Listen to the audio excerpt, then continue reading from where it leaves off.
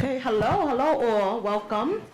Once again, I'm going to state that this is the Start Me Up, launching a business of my own. Okay, by show of hands, how many people are thinking about starting their own business right now? Okay, wow, good. Well, in this day and age, many people are thinking about starting their own business. And some may even say that the economy has come back because of small businesses. About 50% of businesses will survive for about 4 to 5 years, okay? And 50% won't.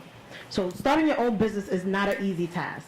And today, our speakers are going to help you understand better how to start your own business.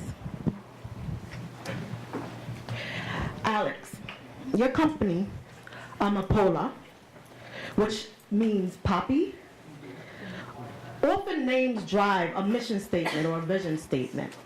Can you tell us how you came up with your mission statement? Sure. And what it is? Sure. So Amapola is really an homage to my mother, who was really the catalyst for me to create this business. So we're an education technology company that works, that looks to help Latino students get into four-year institutions. And we want to leverage technology in really helping parents understand what they need to do to help their child get into those 4 years institutions. So it's not necessarily working with the kids, it's working with the Latino parents to get their kids. So my mom unexpectedly passed. And so as I was starting my company, I wanted to kind of create this homage because it was a song that she used to sing to me as a child. So my mission statement is obviously to help Latino kids get more access to four-year institutions. So that's awesome. Oftentimes, like I said, when you start a business, you'll start it using a name that means something close to your heart. And your mission statement is very, very important in driving your business, right? And usually people will ask you what's your mission statement or what's your elevator pitch you may hear. So it's really important to be able to be clear and concise about that. Dr., and please don't hurt me if I mess up your name, but Dr. Khaitsa Wasiyo, you began your career in education after being selected as a volunteer instructor for a 1994 project teaching computer programming to secondary school teachers in Zimbabwe. One of the things that some business owners may have to do is give services for free, which can sometimes be a joy and a pain because of lack of funds. Can you briefly share some joys and pains of being an entrepreneur and name 3 things you do every day to be successful in your business and why? Sure. Oh, thank you. Hi. The joys and pains of having your own business, that's definitely there. Where can I start? First of all, it's just great to be creating and working in an area that you love. That's really important. It's very fulfilling. I enjoy working with teachers, helping them use technology in the classroom. And I get to create this digital media that they can use in the class when they're teaching and feel really empowered. And so it's very fulfilling for me.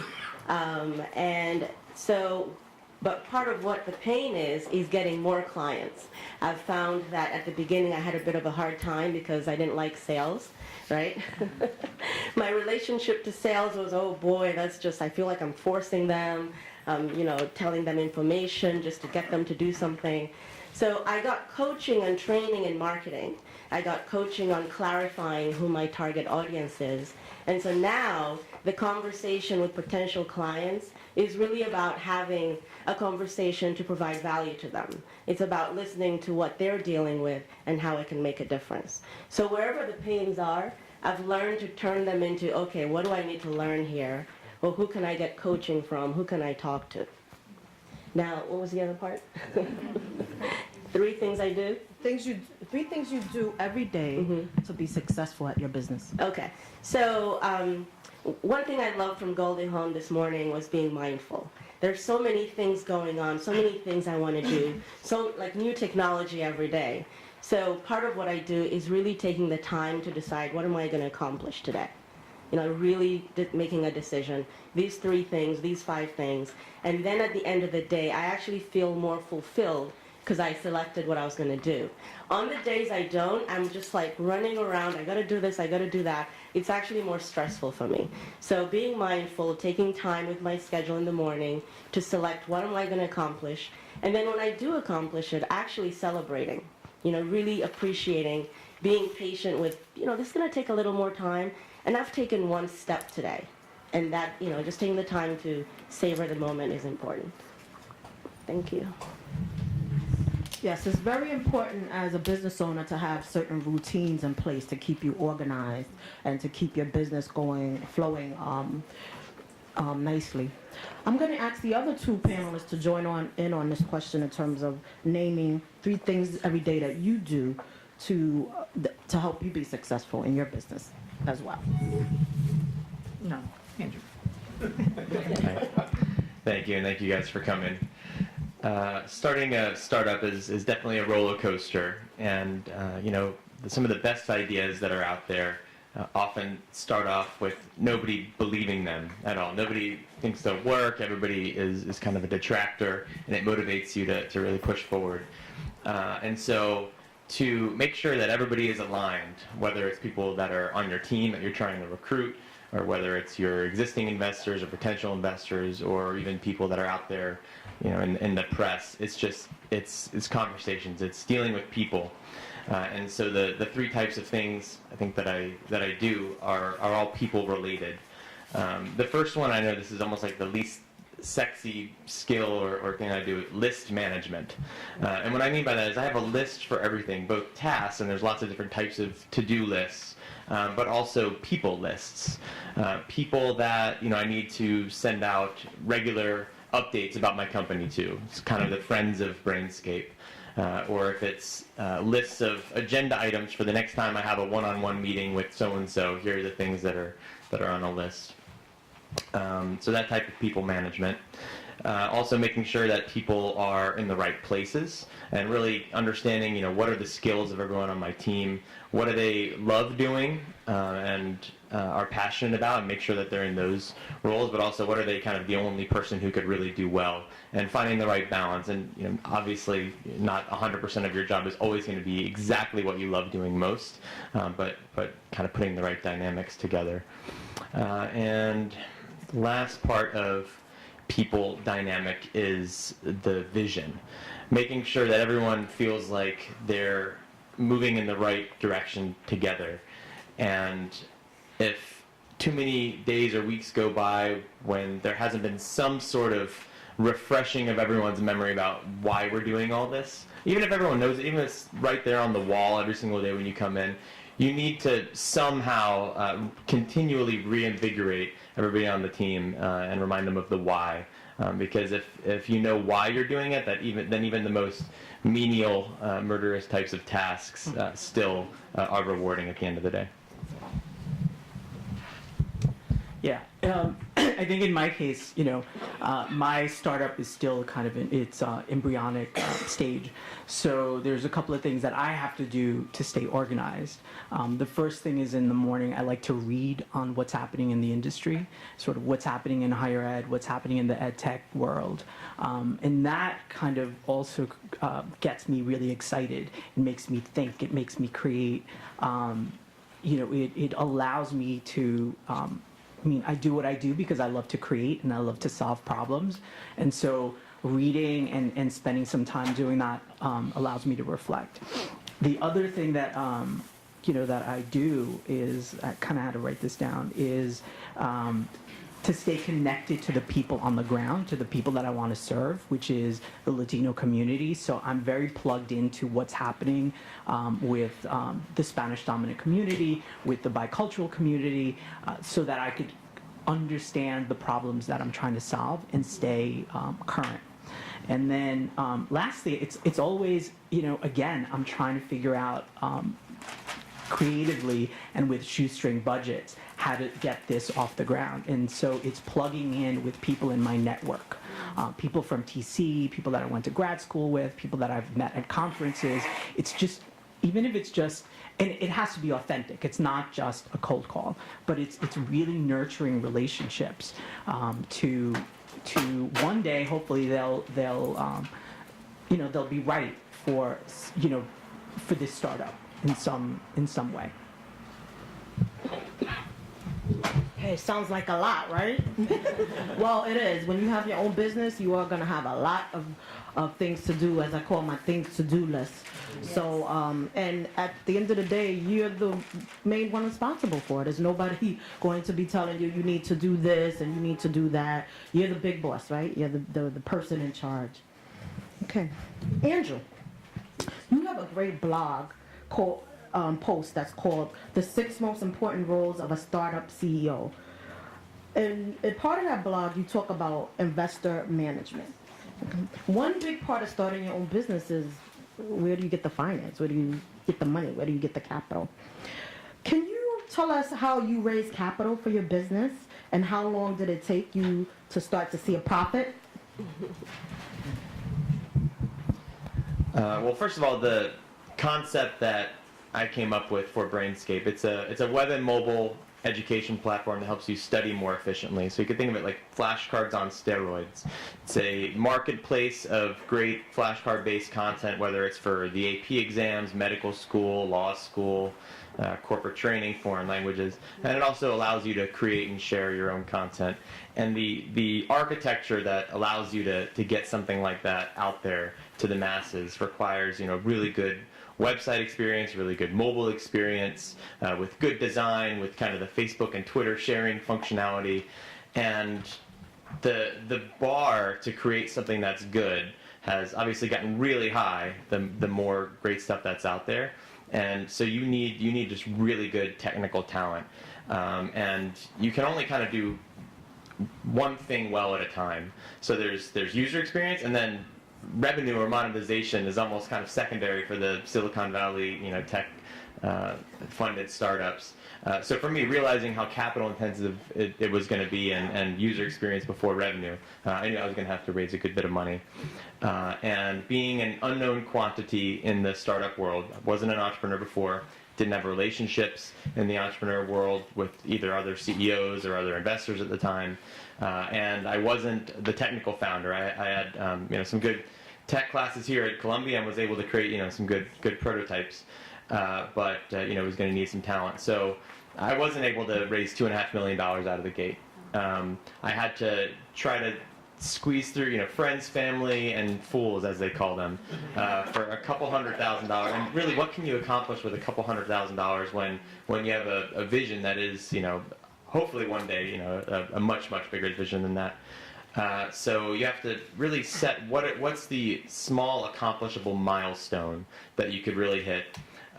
Sell that vision and why that's going to help get us to the next level. So it's not profitability, and it wasn't for the first couple of years, actually, as we continued to move the milestone, raise more money at a higher valuation, at a better terms for the founding team, as we continued to build the team. And then once you have those investors, the investor list, part of the list management, make sure you know what all your investors' skill sets are. And so anytime you have a question that you think, okay, I've got 10 investors, 2 of them happen to have a lot of experience in PR, and I have a PR-related question coming up, I'm going to ask them for advice on it. Even if I know already 100% what to do, ask them for advice just so they feel like they're adding value, because there's a psychological thing that happens where you feel like you've added a little bit of value, or you've done a little bit of work, you're even more committed, you're more invested, you're more likely to invest even more money or introduce that person to your friend because you've added some work. So I know that's a long answer, but that's kind of the order of operations that I had to go through. And how long did it take you before you started to see profit? So see revenue, we didn't start monetizing until about 2 years in, so it was a free product. But profit is something that we haven't seen yet, because we've raised now $2.5 million, and we're spending money much faster than the revenue comes in. And that's in the tech startup world, at least in the consumer startup world, something that is expected and okay, because one day hopefully we'll be printing money. Sounds good. Well, one thing you're going to learn in terms of starting your own business is that a lot of times you have to start the business without paying yourself first. And sometimes people don't realize that. They think, I'm going to get in, start this business, and I'm going to start making money with the business soon. And then here comes a year. Sometimes here comes a 2 years or even more. And if you don't have any reserve, any money put aside, which should be a part of your business plan, you will find yourself in a hole, like I did when I started my first business, and I ran out of money. So it's really important to understand that, one, you will have to find ways to get investors and family members, like you said, people who believe in you to help you with money. And then two, you really have to have some money on reserve somewhere, helping you to basically fund the business for minimum, they say 6 months to a year minimum. So when you're thinking about your business, starting a business, you need to have that money put aside and know that, don't think that you're going to come in and just start collecting money right away. Okay, now I'm going to ask each speaker to tell me, let me say this first. How many people look at Shark Tank? Oh, a lot of people. Wow, great. So one of the key things in Shark Tank with the investors is that they always ask, is this a business that can be replicated? And why do they ask that? Because they don't want any other competitors to come and knock you out, right? If your business can be replicated, then somebody else can come and start doing the same thing you do, and maybe even do it better. Right. So one of the things when you start a business or even a nonprofit organization, even though you have to look or think about who's out there in the space doing the same thing that you're doing, or who's your competitor. So I want to ask each speaker to tell me when you were looking at your business compared to your competitors, what sets your business apart from your competitor's business and why? Anybody could start first. Oh, sure, I'll start. So to that question, I really saw that my unique experiences set me apart. My academic training, and of course the relationships that I have. So for example, I've worked in Japan for 10 years as an associate professor, as a faculty development consultant, and then I've worked with intergovernmental organizations, with governments and academia and private sector. And in all those places generated relationships that are really at the heart and foundation of what I get to do. And so that gives me an edge when other people usually come in for the projects that I'm pursuing. The other thing is just the training and connections I've made here at Teachers College are just phenomenal. The project in Japan that went on to Zimbabwe and continued on for 10 years was with someone who went to school here. The project with the United Nations was also initially started with someone who went to school here. And then I went on by doing the work and delivering results. I was able to build upon that and get more contracts like that. And so those, just creating relationships, doing what I say I'm going to do, making a difference for people and reliably listening has really been something I can build upon. Thank you. So in my case, what I did was I really looked at, before I even started, I wanted to say, can this actually be doable? And so I looked at the competitive marketplace, at people or companies that were doing both in the nonprofit side and in the for-profit side that were working with the Latino community, specifically parents. And I saw that it was very, very few, and it was really nonprofit based, and it was really community based organizations that were doing it. And secondly, I also saw that what they were doing was really this tried and true brick and mortar kind of teaching and learning that was happening. And so it was being in the community. And so you were reaching limited people. You were reaching, 30 people that go to a workshop, at the end of the year, possibly you reached 150, that kind of stuff. And I really wanted to kind of be kind of disruptive, right? That's the big, entrepreneur word. And I wanted to leverage technology to be able to reach somebody, not necessarily in an urban environment. They could be living in Arkansas. They could be living in Alaska. If there's a Latino parent, in Hawaii, I want to reach you. And the way to do that was through technology. So I did this really, I'm a research nerd. So I kind of really did this very deep dive into what was in the space. And fortunately, that was again there's nothing really happening. You know, what a great opportunity. I got to do it. And so that's how I did it. So there are a couple of emerging companies in the web and mobile study tool space, which is a new space. You might have heard of Quizlet, which is probably the biggest one, Course Hero, Flash Notes. And so for us to compete in this space, you know, we needed to have a good differentiator. And luckily for me, coming out of here with a background in, you know, both education technology, but my focus, which was cognitive science, we were able to create an initial product and a team who was obsessed with, well, how can we take this, you know, the traditional flashcard-based experience and turn it into something that can actually optimize the learning process. And the concept, you know, we all talk about adaptive learning. You can't really have truly adaptive learning until you have first broken down all the knowledge into their fundamental building blocks, which, you know, in our case is the flashcard. And the flashcard with technology can have all kinds of media on it. It doesn't just have to be text or boring kind of memorizing dates, which we don't really believe in. And so once you take that, then each individual card can be customized in its interval of repetition based on how well you knew it. So the hard ones that you rate, you know, 1 out of 5 are going to come up really frequently. The easy ones, you know, how do you say hello in Spanish? It's hola, everybody knows that. I give it a 5, and it's not going to hardly come up at all. So by curating your own personal learning stream, we're really able to help learners learn a lot faster. And people who have used Brainscape kind of alongside competitors can immediately tell this is helping me learn so much faster. The entire brand and user experience is really focused on metrics and graphs and data visualizations, whereas, you know, the other ones, it's kind of a glorified, you know, marketplace of download these flashcards and it's like a Word document, or you just kind of flip through things, or maybe in Quizlet's case, they have lots of games, and they're great games for vocab. You know, they've got Hangman and word searches and stuff like that, so they make it fun, and I'll definitely give that to Quizlet. But it's in no way kind of rooted in cognitive science and continually optimized. So that's our differentiator. So one thing that came up is that you need to do your research. You need to do your homework. You need to research and know who's your competitors, who's out there.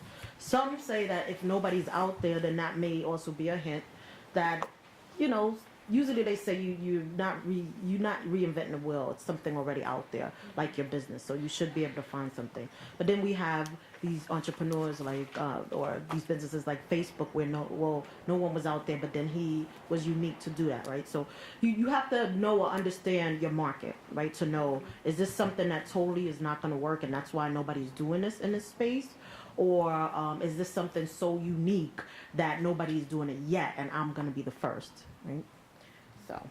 So one thing I learned when I first became an entrepreneur was that you do have to sell yourself a little, or maybe a lot.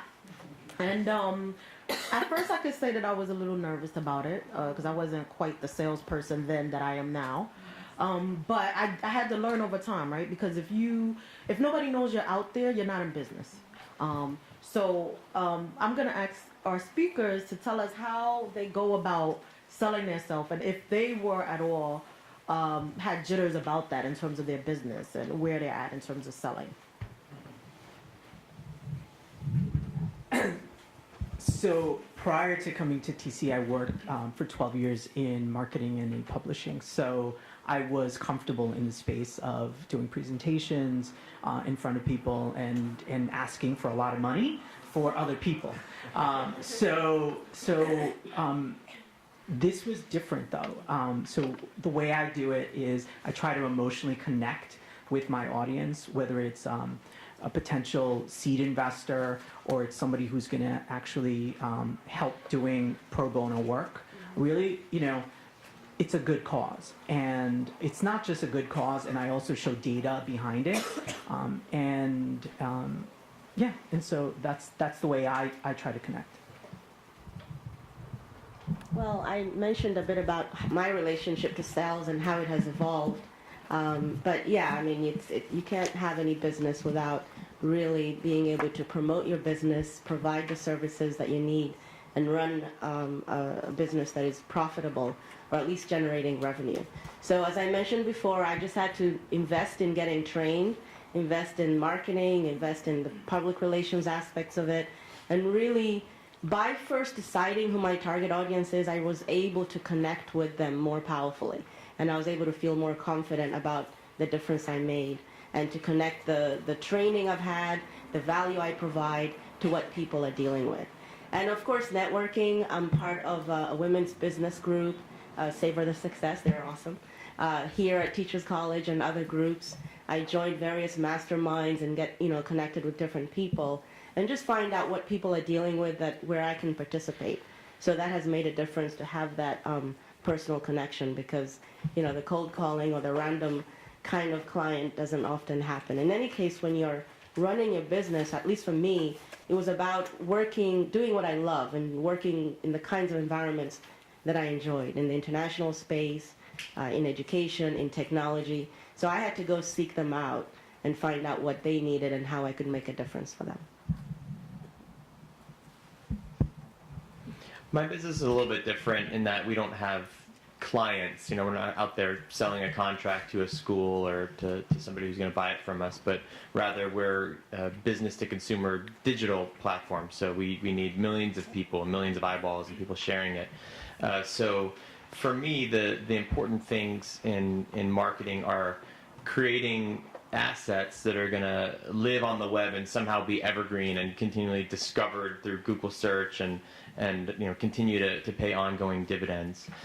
So I do a lot of blogging, and the first reason I do it is because I like to do it, and I like to just get my thoughts down and to have people read what I'm saying, either about entrepreneurship or about education specifically. But the secondary benefit of that is it gets lots of inbound traffic and people share this stuff.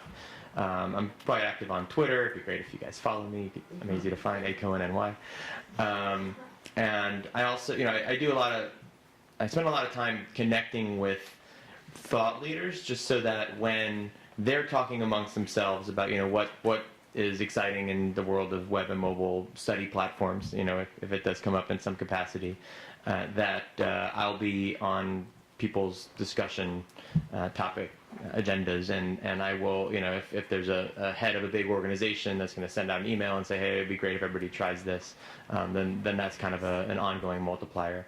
So I do spend a lot of time networking, going to conferences, speaking with people, and also I would say about 10% of my time just kind of helping others, whether it's advising other CEOs. I'm a mentor at Techstars, which is a tech startup accelerator.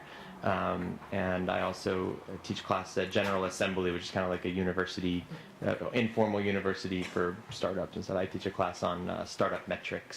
And most of the people in those classes are also CEOs or investors of other companies. So just getting out there and connecting with the thought leaders. Good. So some of the things that came up was emotionally connecting. Okay, when you're selling or it's at some place where you have people who could be potential customers or clients. Okay, getting training. If you feel really that you're not good at sales, then get some training. It will help you. Okay, going to events. Okay, I love events. I think events are great. I think events are a great way to market your business. You can hold your own event and use that as a way to market and sell your business, or you can go to other people's event and market your business. And when I go to an event, I work the room. I mean, it's 90 people in the room, at least 89 people know who I am. So it's important to, get around and network and, even just say hi and say, well, you can't really be scared. The more you do it, the better you'll get at it. So it's really important to do that. Sure. So I just want to add, not everybody's an extrovert. So I'm more of an introvert. But one of the things that I wanted to mention was we have such a great resource within the Columbia community. So that's something that I wanted to kind of share with everybody. They have been invaluable. The law school, the business school, the TC folks. I mean, if you're really thinking about starting a business, think about how do you leverage this incredible network that we have, because it's been invaluable for me. So, and that's, so that I don't like to go to a party and talk to 89 people. That doesn't work for me, you know. But if I can make a good connection with one or two people, then that to me is valuable. So we just work in different ways. And yeah, I'll just add to that, that's true. Particularly for events like this, let's say you're going to an event where you know there's going to be a particular speaker at the event, and you want to, at the end of that event, speak to that speaker. So even if you just make that contact with that one person, and that's good for your business, that's great, right? So sometimes it's quality over quantity as well. Okay. We're winding down to our last question, and then we're going to go to questions from the audience. I'm going to ask our speakers to name 2 things you would tell a new business owner to do as a blueprint for success.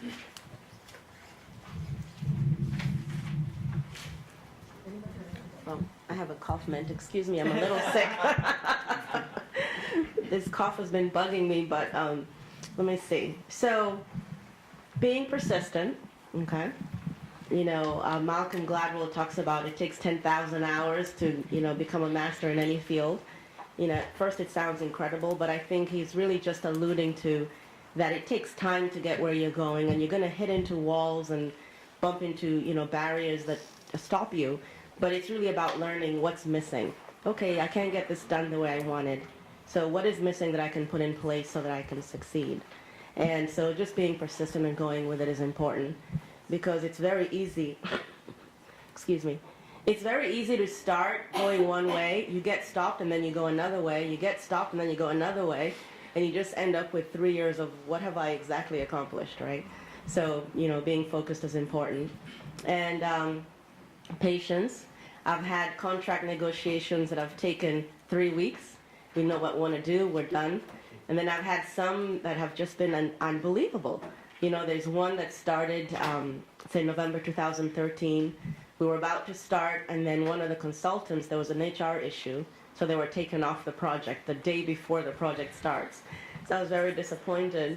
And they had to find another person. So I just had to be in communication with them, let them know of my commitment, let them know how we can proceed with the project.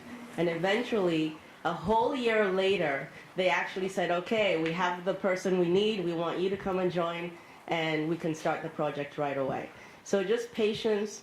Andrew mentioned just every day, you know, sending out connection emails or contacts, because you never know when people are ready for you. So that's what has worked for me.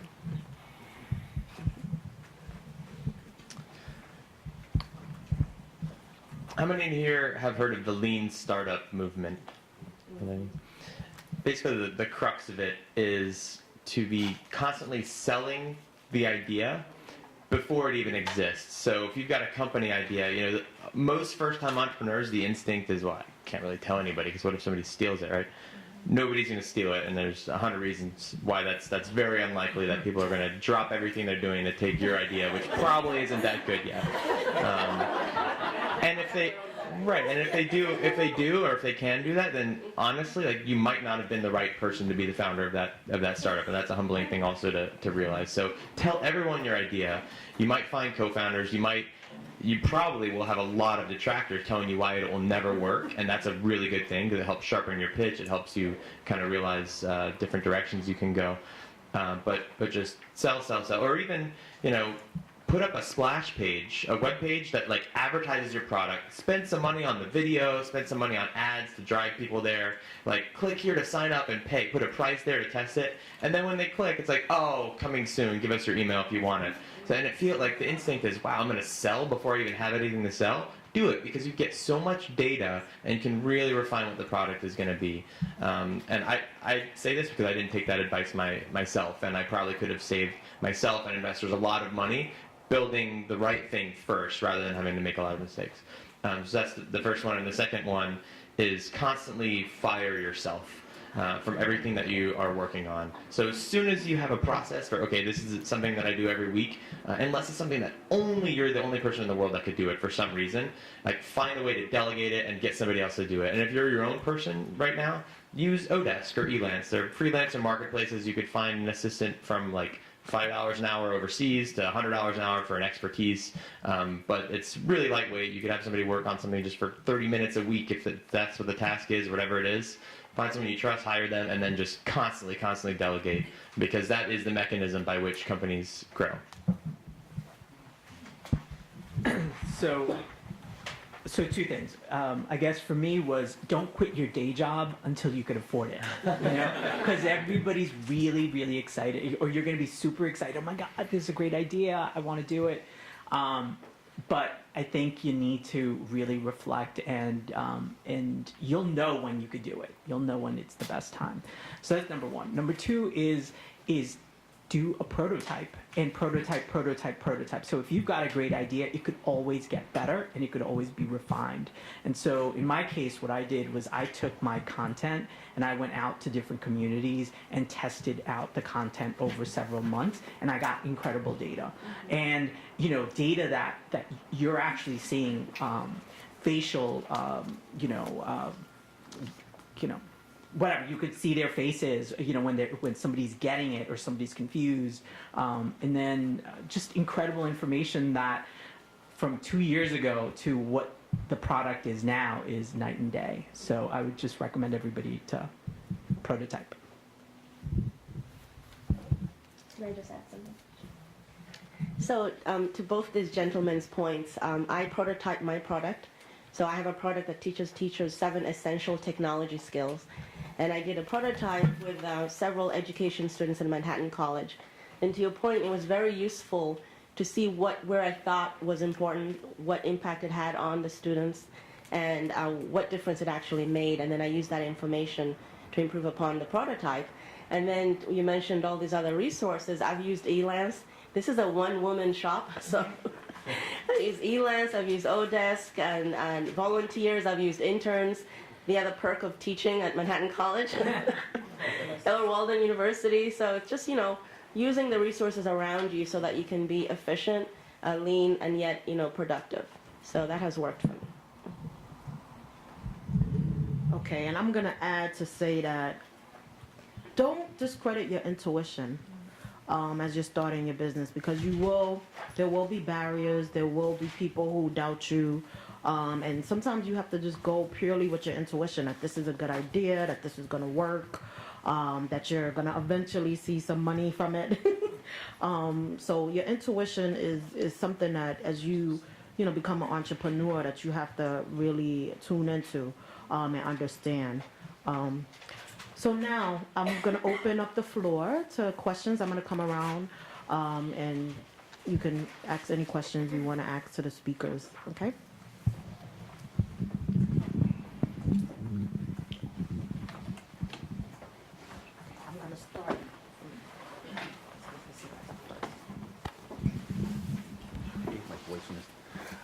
The first question really is, what qualities do you look for in the personnel that you bring on?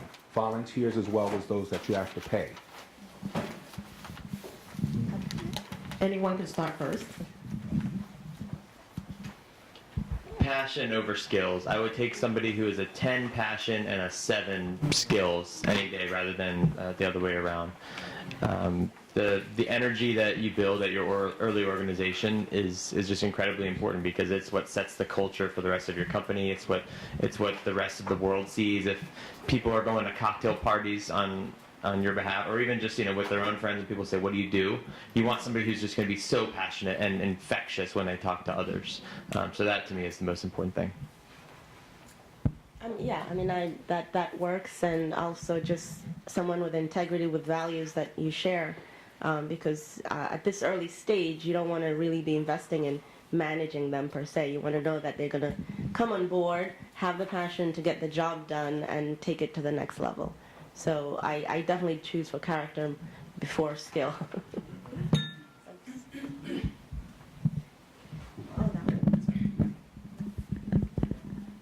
I was just going to say, I also look for someone who's resourceful, who could really roll up their sleeves and, type something, mindless to, being out there at a party. But passion definitely number one, for sure. Our next question.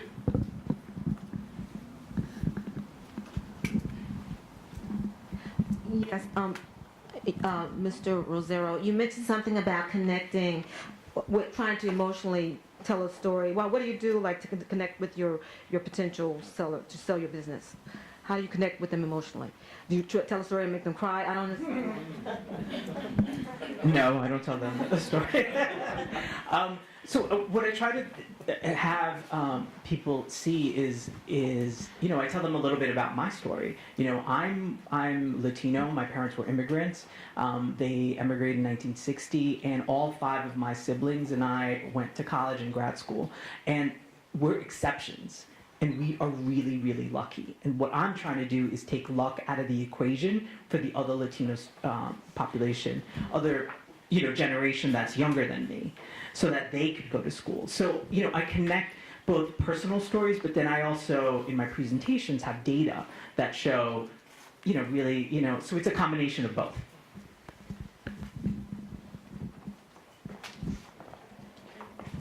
Did you? That was great. So you all talked about the importance of relationships, and for those of us that may not be looking to start our business tomorrow, maybe medium long term, now that you are where you are today, could you kind of reverse engineer from a relationship perspective, if you had a few years to work on relationships, whether it be investors or supporters or clients, what kind of people would you look for and traits and things like that? The kinds of people I'd look for. Well, it comes back to the mission statement, what you want to do. For myself, I initially started out doing project management in IT, and then it evolved to project management of educational products. And then I realized what I really enjoyed is actually creating the products themselves. And so our mission statement is around creating those educational products, the digital media, and then offering the management services as a plus. So really getting clear on what we want it to do so that we can find the right people and deliver it. So that's what made a difference for us.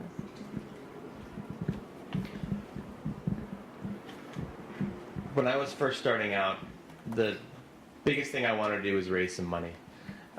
Where are all these investors? Like, I keep hearing all the thousands of angel investors in the world. Where are these people? Like, where do I just go down the street? Like, are you an angel investor? Like, and I would go to all these events and conferences, like trying to meet angel investors.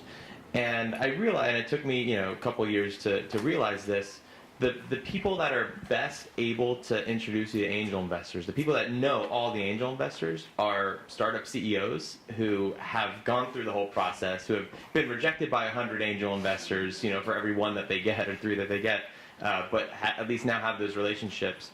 And so when you ask them, you go on Angel List or somewhere where there's a list of angel investors, you're like, great, here's names, I don't know these people. Now you can look those people up on LinkedIn, and startup CEOs in common. Because if you focus on meeting startup CEOs first and building a relationship with them, that's how you're going to get those bridge introductions. So I would, in everywhere you can, whether it's at events, but also find an excuse to get to meet them. There's nothing more annoying than getting an email from some college student or grad student or somebody else that's like, hey, I love Brainscape. I'd love to have a coffee with you and chat and pick your brain. I'm like, about what? I don't have time. But it's like, hey, I have a specific idea, or even I want your advice about this specific thing. At least it's a specific reason. Sure, I'll jump on a 10-minute Google Hangout or a coffee or something like that. And then they ping me on LinkedIn, and I'm like, sure. And in 2 years, they're like, hey, remember that advice you gave me? Here's what I did. Now I'm raising money for investors. I see you know these 3 investors. Sure, I'll introduce you. So CEOs first. And it's not that hard to reach them. And also applying to competitions. I did that a couple of times.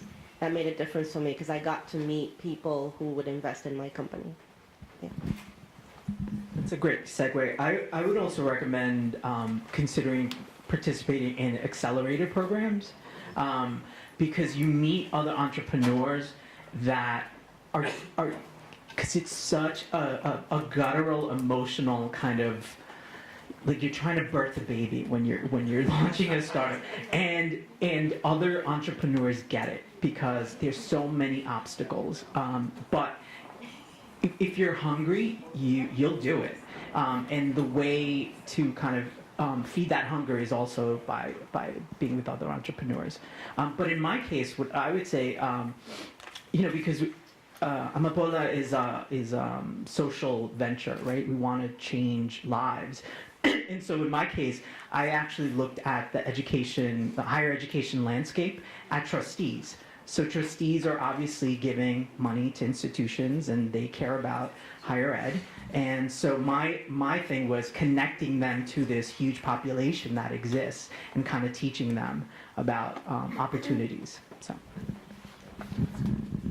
Okay, any other questions from this side? One more? Okay. Then we'll go to the other side. Hi, Alex. This is maybe a very simple question, but maybe very important for very, very beginners. Like you have the habit to read something in the morning, like morning reading. So I'm wondering, what are your favorite education, the great source that you would recommend to the very beginners about to be informed of education industry and education app industry, as you mentioned?